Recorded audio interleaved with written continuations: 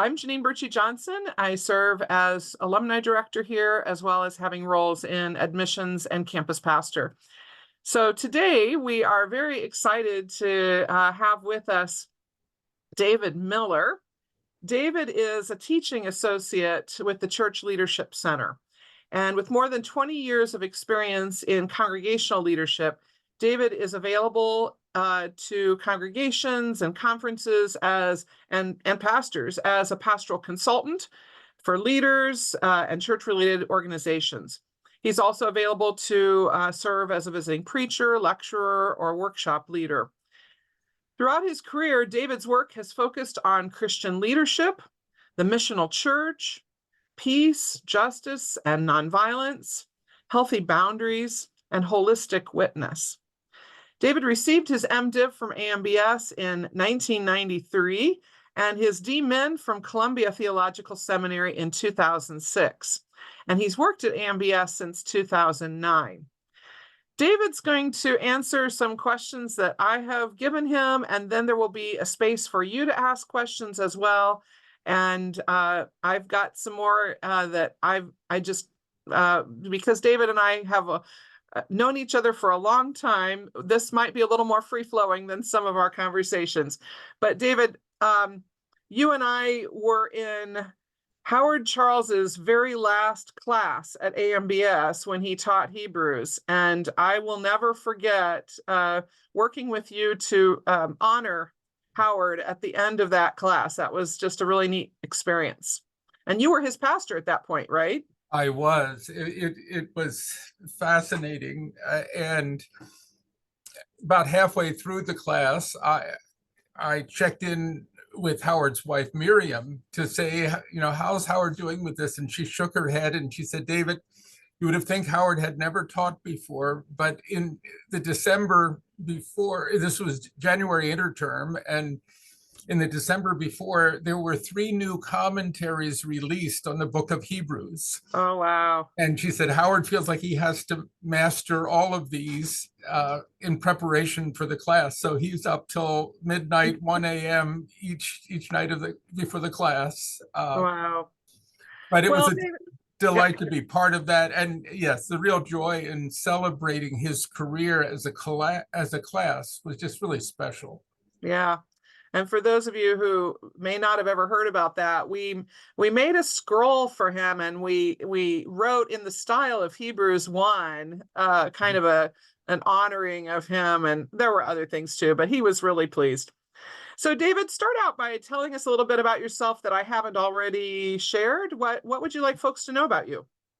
Well, probably the most significant is I am husband, father, and grandfather. Mary Catherine Schmid, to whom I married, we will celebrate our 46th anniversary this November, and we have 4 children of our own, 2 who surprisingly settled in Goshen. When I came to the seminary, our youngest 2, our daughter Suzanne and son Peter, were still had 2 years to go at Goshen College. So we thought, it's going to be nice to be close to each other for these 2 years. Well, they have settled here, which is a delight. Our other 2, our oldest daughter Emily is in El Paso, Texas, working for Church World Service in refugee services and advocacy for people who are seeking asylum. And our second oldest, Elizabeth, is married and has 3 children.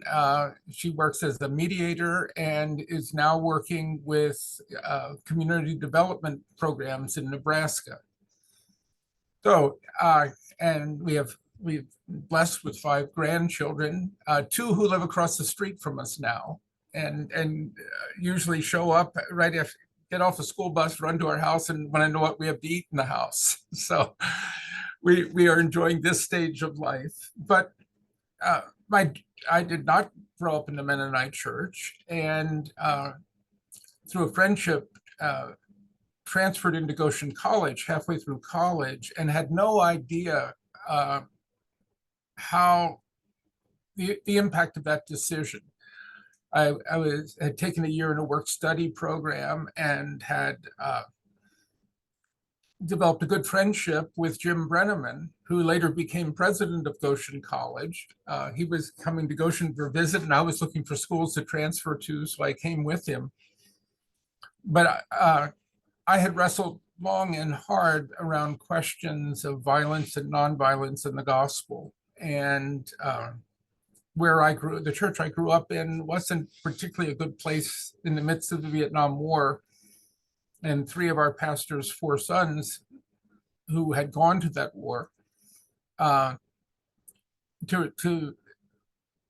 process the questions I was grappling with.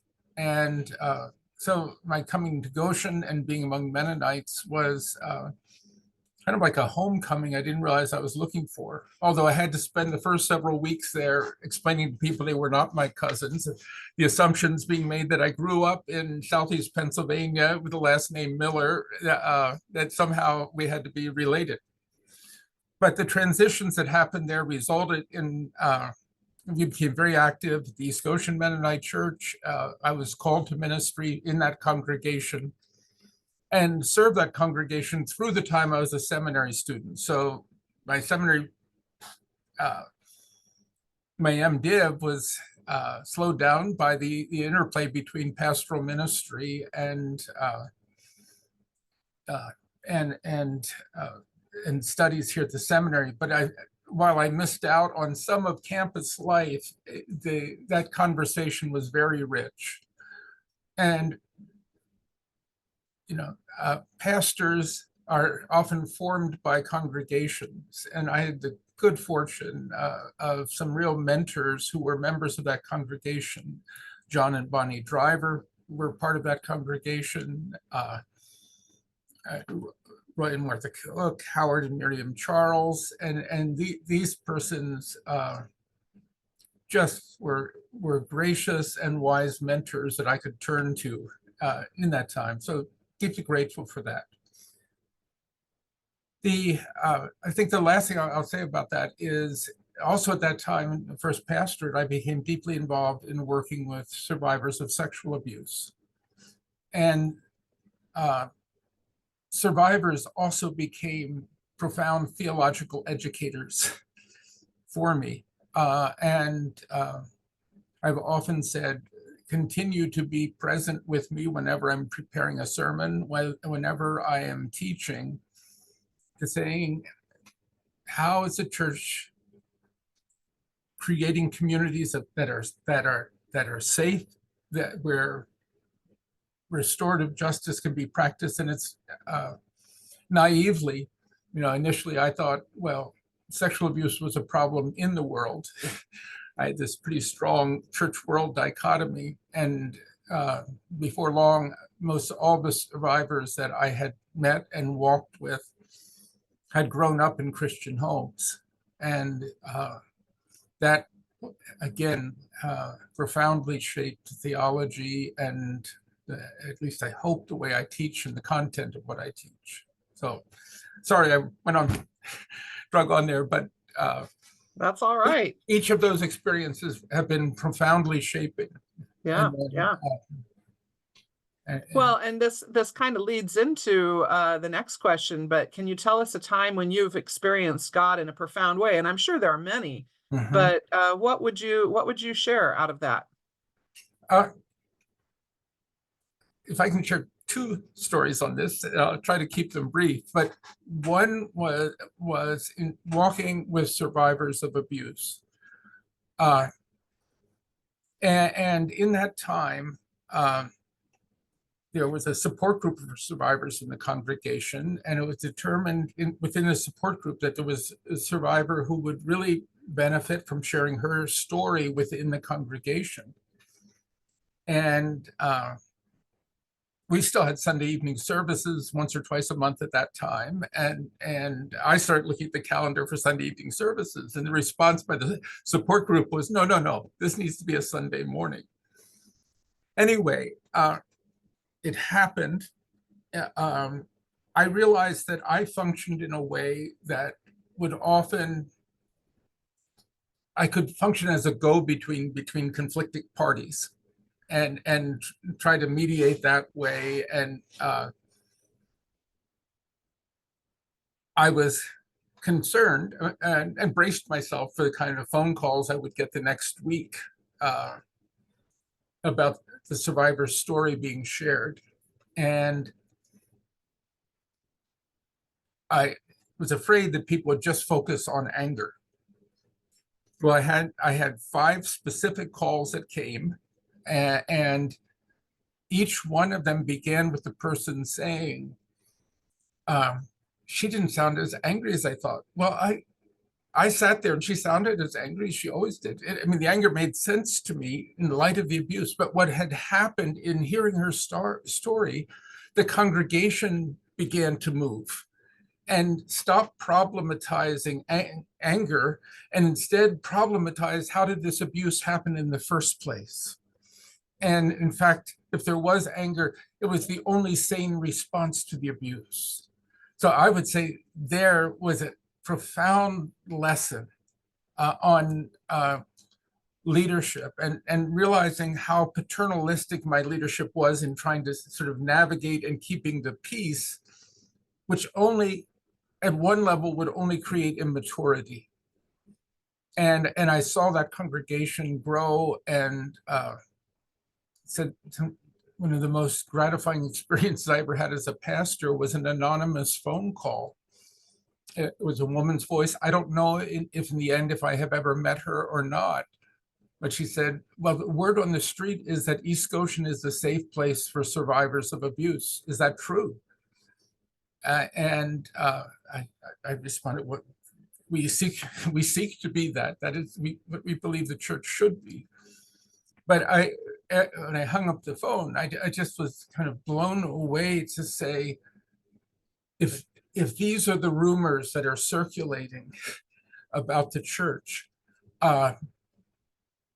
we don't need to worry about growth strategies. And it's this, that these things that we claim about healing and hope can be manifest. And part of my role in leadership was learning both how to guide, but also when to get out of the way. And both of those were very important lessons. The second one happened much more recently. And as I talk about the Journey program, this would have been with students in Southeast Asia. And during the COVID years, we just tried to keep things together by Zoom connections that were less than satisfactory. But I was teaching a lesson on pastoral care, and I realized I was working out of certain Western frameworks that just were not connecting. And I finally set aside notes and I said, have any of you walked with anyone recently who has gone through a very deep personal crisis? And immediately one of the students said, yes. Now this is through a translator, through Jonah Yang, who's also an AMBS alum, who said, well, yes, 3 weeks ago, a woman came to our church saying that she had worked with extreme issues of anger and all, and she saw a shaman, and the shaman had said, well, there is, you are being troubled by an ancestral spirit. And the shaman said, I can't do anything about this, but I have heard that if Christians pray for people, sometimes they are set free. And so then I asked my first dumb question. I said, so what did you do? And they said, well, we prayed for her. And then I asked my second dumb question. I said, so tell me what happened. And they said, well, she was set free. And this profound sense of the immediacy and the presence of God's Spirit. And then I said, well, what has it meant to walk with her now? And they said, oh, that's very difficult because she has been cut off by her family because they are afraid that the ancestral spirits will be offended. and yet she has found real new freedom. So we are providing lodging for her and walking with her. Well, that was at the close of our time. And the next time we were together, I opened the session just saying, is there an update? This was about 4 weeks later. They said, yes. This woman's husband has now come to the church saying he wishes to become a Christian because he has seen the freedom his wife has found, and he wants to be together with her in this. And I never come away from these times and encounters without these kinds of experiences of seeing afresh and anew. I said, I am often re-evangelized as we are studying together and hearing the encounters that are happening. It's been very profound. Indeed, that's wonderful. So, David, when you thought about coming to seminary, what attracted you to be part of AMBS? Did you follow Goshen College friends here, or something else attract you here when you were for the student part? Yeah, well, I had joined the Mennonite church not too many years before. And so I knew there was much about Anabaptist history and theology I did not know. I was also, I'll admit, quite enamored that I had found the church without spot, blemish, or wrinkle, and and wanted to give myself to this. So I was clearly drawn to AMBS. As I said, Howard Charles was a member of the congregation. He actually served as a supervisor to me when I was doing a congregational supervised experience placement at East Goshen. Now, I found that while I've already referred to abuse and other matters, this was not the church without spot, blemish, or wrinkle, but there were many resources within Anabaptist history and theology, the understanding of following Christ in life that were enriched, and part of what drew me to, and I never regretted going to AMBS.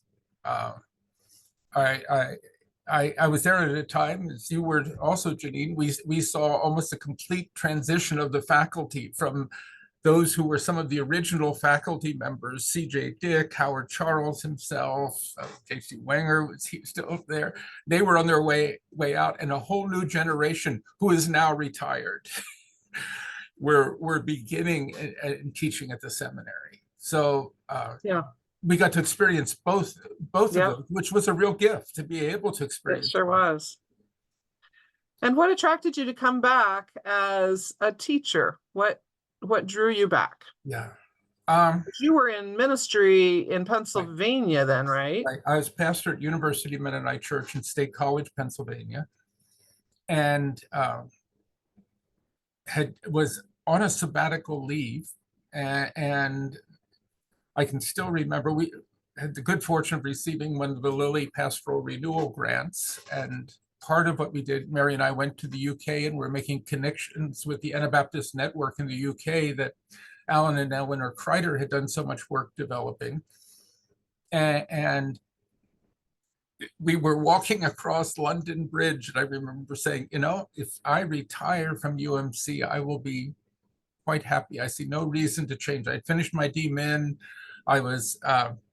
There were many things about the location of this congregation where there were, with the engagement of university students, both undergraduate and graduate level, faculty members.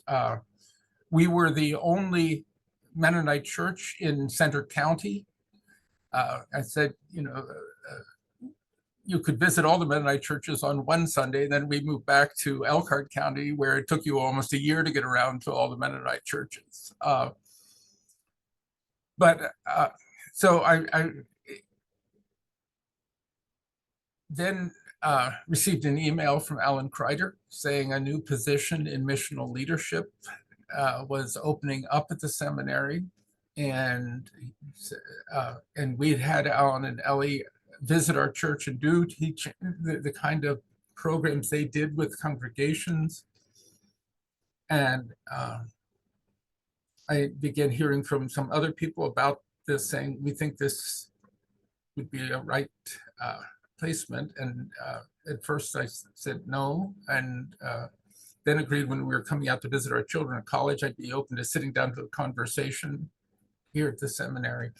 One thing led to another, and finally made the decision to come. It was one of the harder decisions I've ever made, because I love pastoral ministry, and that congregation was it was an honor and a gift to serve there. But to be able to bring some experiences out of that time. Yeah. So the DMin work I had done was on gospel and culture that focused on missional church questions. I had a wonderful chance to do study with Walter Brueggemann, as well as Darrell Guder, and it was a strong faculty. The cohort I was in, there were 13 of us. There were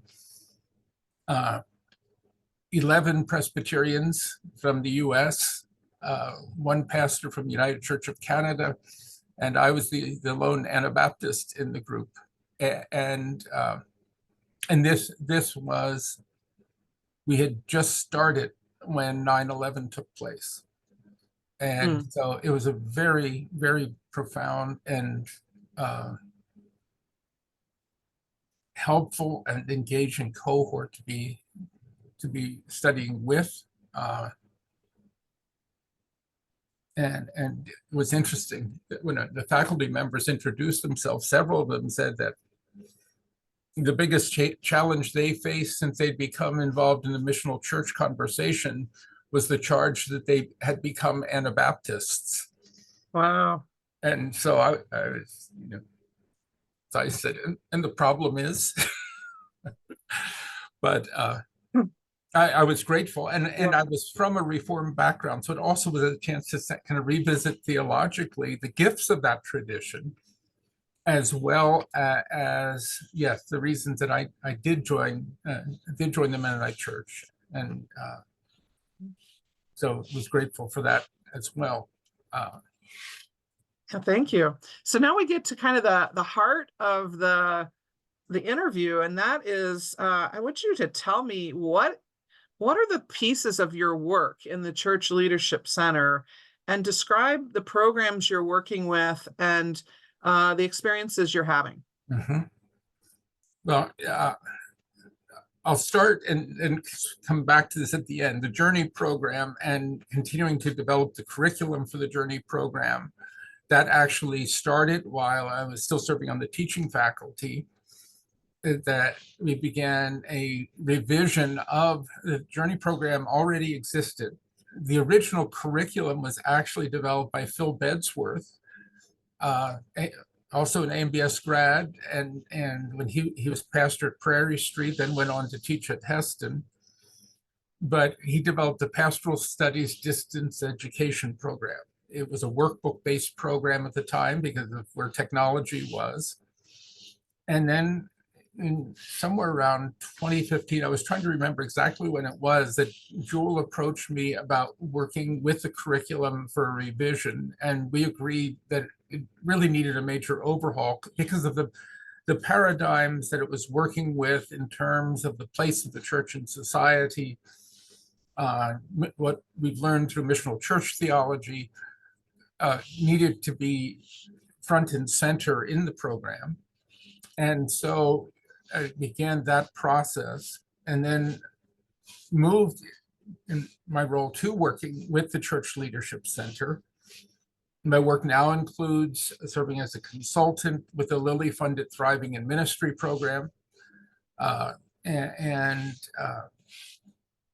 which has two dimensions: a program for pastors who have some experience where they are looking for a cohort group with whom to do discernment on perhaps retooling for ministry, new emphasis, types of things that they are in the midst of discerning. The other part is transition to leadership, which is a 2-year program for people who are in their first years of ministry to help mentor and guide them. They are assigned a mentor, but then those groups gather twice a year to come together. We also have monthly check-ins via Zoom to see how people are doing in their early years of ministry. One of the interfaces between when I was on the teaching faculty and with my work with the Church Leadership Center is partnering with Carolyn Holder-Reed Hagen and Rhoda Keener, who developed a sister care program. And they said that the program was originally developed for Mennonite churches in North America to develop really effective and healing, deeper relationships among women in the program through mutual care. And then they had 1 or 2 invitations internationally, and it just took off. The international dimensions really took off. And after several years, they recognized the feedback they were constantly getting was sister care has been a real gift for us. It has been healing, but until you start speaking to men also, sister care becomes like a bandage you put on a wound that keeps being inflicted. And so we happen to have a group of international students, couples who were here on campus at that time. In fact, we had, I think, 6 continents represented, no one from Antarctica, but we had 6 continents represented where we tested using the sister care program materials that Rhoda and Carolyn had developed with men and women together, and saying, what would it take? Would this work in your cultural context? What might happen with this? And there was strong affirmation. And so we using basically the same materials, developed what was called compassionate care that focuses on bringing men and women together to say, what is a healthier way of relating that sees these matters of hierarchies are, in biblical sense, this is not part of creation. This is part of the fall, and we don't repair what is wrong by those things that are called a curse. How do we find both healing and liberation together? That has led. Recently, I went to Tanzania at the invitation of AMBS grads, AMBS alumni, Amos and Esther Muagachi. Esther was one of the first women to be ordained in the Tanzania Mennonite church. And I was asked if I would come and do a session, a kind of biblical theology seminar on men and women together, in men and women as partners in the gospel. And that was a very rich time. And, there were persons supporting the changes that were happening. There were those who were nervous, but they were nervous saying, are we giving up something that's critical that we shouldn't give up? So there was caution, but it wasn't an automatic closure. And as we read scriptures together, as we talked about experience and we listened to women's experience, there was I sensed in that seminar a real openness and a desire to say, this is the place we believe that God's Spirit is leading us, and we want to grow in this. I did a similar thing with going with Carolyn and Rhoda to Vietnam, and we had a similar experience with members of the Vietnam Mennonite Church. So those are the kinds of things. And then the biggest turn happened in the year, I think it was 2020, when Jonah Yang, whom I had known as an AMBS student, and who, while he was a student here, he made several trips back to Southeast Asia.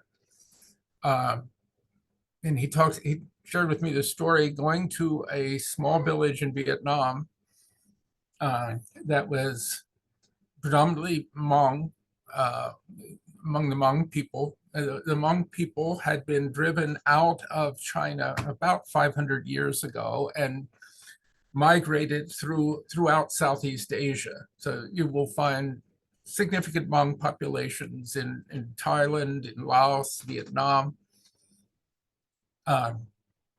But they suffer as being outsiders. They're always last in line for educational opportunities and things like that. So Jonah had gone back and made connections and visited a Hmong village in Vietnam that had no water source in the village. It was about a kilometer walk to where they could get.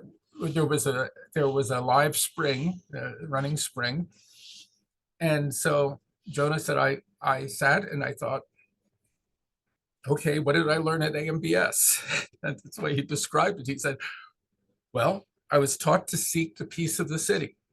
And now this was a village, not a city, but when I saw, the struggle and labor that went in just bringing water in, carried in, I began talking with him and said,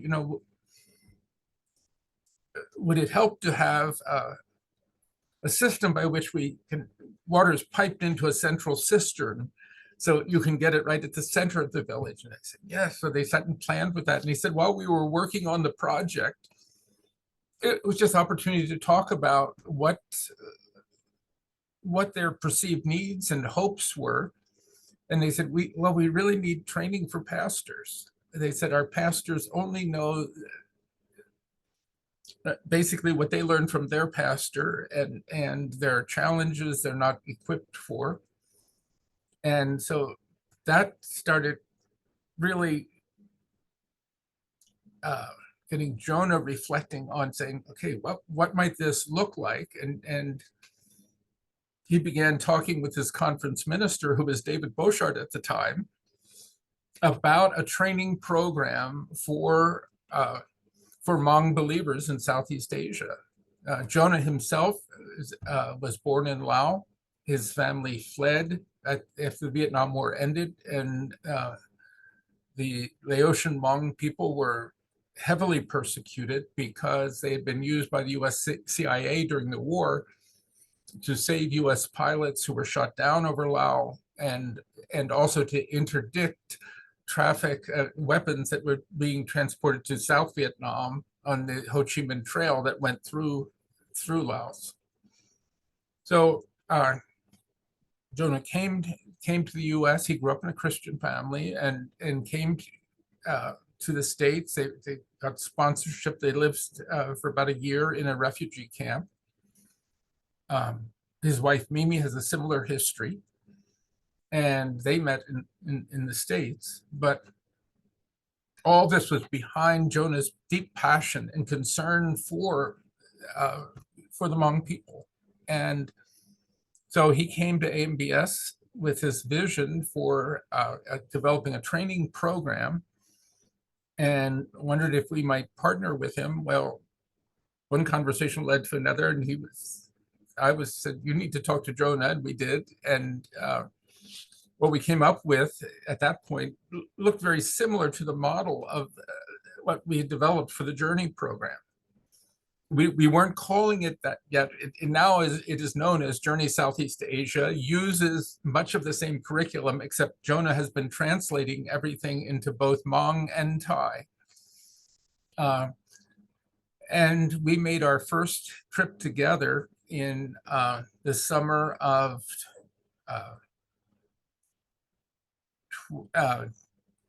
2019. And we went back again, and we taught it. We held classes in a Hmong village in Thailand, and had students who had come from Vietnam, and when we went back in January, those students weren't able to return. So in the last minute, Jonah had already had ties going in Laos. A group of Laos students came, and we held classes again. Well, by the end of that time, we were hearing about the novel coronavirus. And in fact, when we departed the airport in Bangkok, the Thai military was there handing out masks to everyone to wear on the plane as we went back.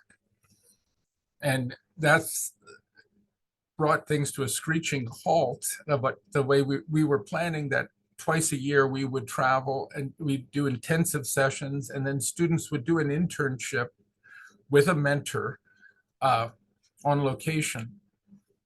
Well, that didn't develop the way we expected, and it wasn't until the summer of 2022 that we were able to travel again, but found ways to bring the first group of students to completion.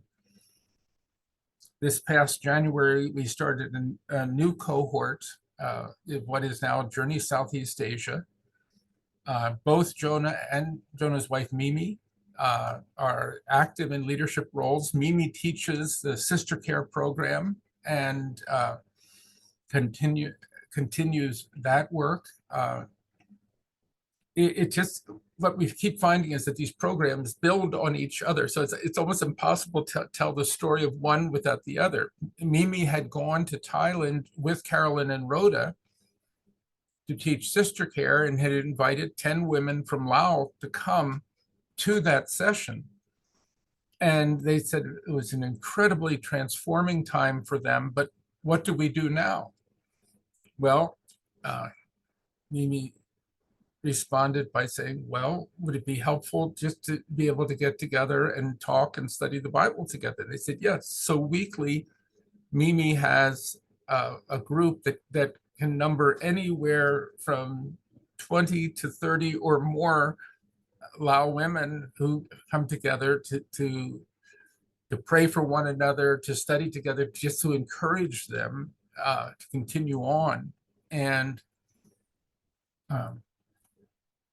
when we went this year, in February, I accompanied them back, and again we held classes. We were invited in by the Hmong community in a kind of hospitality that just it is humbling, and you also learn to be careful to not eat too much at the first home, because the next home will have a full meal for you, and the third home will have a full meal for Oh you, my and goodness. even the fourth home. Yeah. But it is the extension of trust and welcome, and this Sure. kind of learning that goes on back and forth together. Yeah. That so that part was developing. The Journey curriculum started having inquiries for international students who wanted to participate in the North American program, the program we already offered, because we had moved that online, so it was capable for international people. And so some of that started to develop. But now, in the last year, a whole new cohort has started in the Philippines. And so where this program is going is it's exciting. It keeps moving ahead of us, and it feels like we're in the business of trying to play catch up. It's a certificate program. The program in North America that is offered is eligible for students to get up to, if they complete the full program, they can get a semester worth of undergraduate credit through our Mennonite colleges. So that's a possibility. But the people who join the program, actually in both North America as well as in Southeast Asia, as well as the Philippines, are people who are being called to leadership in congregations who don't have a lot of education or preparation for this. So their engagement in learning is very dynamic and very immediate. And we have 2 gatherings a year in North America where we do bring the participants together and where possible, their mentors join them for that same time, because the program is based that if you're in Journey, you have a mentor that you are also meeting with locally, so that you're learning, and the praxis that is a part of the Journey learning, you're getting feedback on immediately, and someone who brings more experience to be a guide and offer counsel. It has been pretty transforming, it sounds like, for everyone. yeah, So yeah, it really is. And like I said, the international expressions of this now, as I said, we continue to have some international students who have strong enough English language ability, where in Southeast Asia, we have Jonah and Mimi both do translation, and are carrying that work on. Jonah has begun his DMin to deepen his own capacities around teaching, because he gives more administrative leadership to the program as well. David, we are just about out of time. I want to make sure we give an option for other people to ask questions. Absolutely. So if you have a question, if you go down to the bottom of your screen and put it in the Q&A feature there, and while you're putting your questions there, David, I'll just ask you the final question I had. Is there a dream that you have for AMBS and especially these programs that we've got a question coming in? So if you want to start with that, and then I'll ask you the other question that's come in. Well, one immediate, I'm 68 now. So my days are starting to be numbered in how much longer I will work with this. So it is really, now that the international dimension has become so strong, when I worked at the first revision of curriculum for Journey, it was really looking at the changes that the church in North America had been facing, and how do we help prepare leaders to minister faithfully and with a kind of vision that is appropriate for the time and the moment in which we're living. We are needing to do some revision now because of the international dimension, especially the introductory unit is still too focused on North America, but we have the rich histories of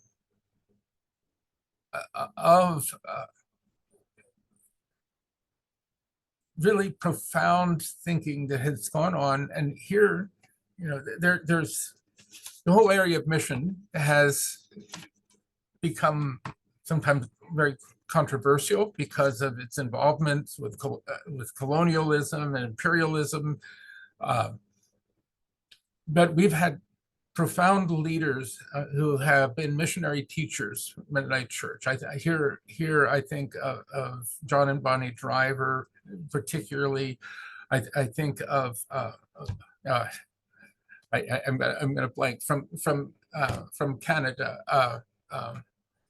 Jack Suderman and Jack Suderman. Yes. Jack Suderman, that were far ahead of the curve in their thinking, and saying, what happens when we read the scriptures together, and what shape does Anabaptism take in these contexts? We do have a unit on Anabaptist history in the Journey program, and I keep consulting with Jamie Pitts to say, what is essential when you have persons who may not have any historical connection to Anabaptism, yet their life experience is closer to the 16th century Anabaptists than many of us in the West. And so there's a knowing that precedes knowing the histories and this thing. it's of a shared yearning and longing that Right, often right. mirrors early Anabaptism. So it is dynamic, and it's a two-way street in the learning, which makes it even more exciting. So And now Owen Serrato has asked a question very similar to that, but how could AMBS become more relevant to anyone, students from around the world seeking Anabaptist theological studies? Is there something we're missing or not? And you've started to answer that a bit. So how do we connect with these international contexts so that this education really is relevant? well, it's yeah, that's an important question, but at this moment it's almost saying, okay, how do we keep up with the kind of generative things that are happening and the interests,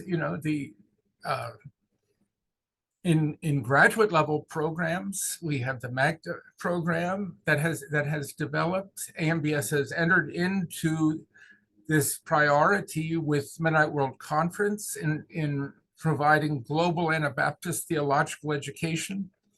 And we've had some recent international grads who have been hired in some key roles that are really helping with that translation. I think of Henok's role, Henok from Ethiopia, who is here and now works for AMBS, but really can help in talking with international students who are challenged by the whole Western framework, the way we go about education, those kinds of things.